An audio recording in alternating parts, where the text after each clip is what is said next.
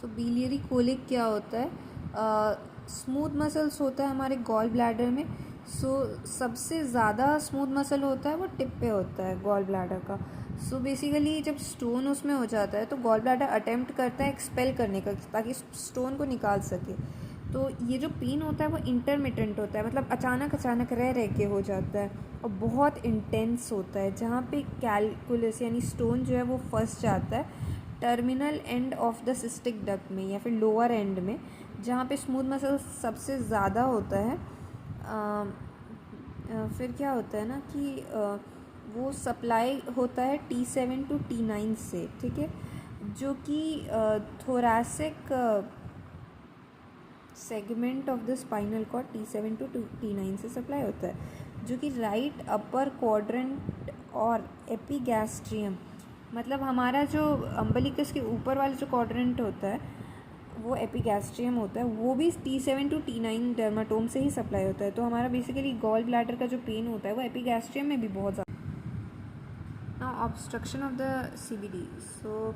Common bile duct जो है उसका ऑब्स्ट्रक्शन होने का कारण क्या है? गॉल ब्लैडर जो है वो ऑब्स्ट्रक्ट कर रहा हो, या पैनक्रियाटिक कार्सिनोमा है वो ऑब्स्ट्रक्ट कर रहा है कॉमन बाइल डक्ट को, या फिर enlarged neoplastic hepatic lymph node है, लिवर का लिम्फ नोड, जो कि ऑब्स्ट्रक्ट कर रहा है कॉमन बाइल डक्ट को, जो कि बाइल फ्लो नहीं होगा तो जॉन्डिस होगा।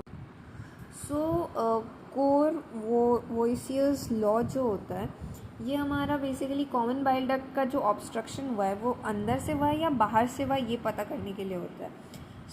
पेशेंट तो प्रेजेंट करेगा जॉन्डिस के साथ, ठीक है। अब हम जब एग्जामिनेशन करेंगे तो पैल्पेट करेंगे तो देखेंगे कि जो गॉल ब्लैडर है वो डिस्टेंडेड और पैल्पेबल अगर गॉल ब्लैडर फील हो रहा है हमें, तो इसका मतलब है कि ऑब्स्ट्रक्शन बाहर से हुआ है, तभी जो गॉल ब्लैडर है वो भी पैल्पेट हो रहा है, ठीक है। तो इसका मतलब है कि हेड ऑफ पैनक्रियाज में कैंसर होगा।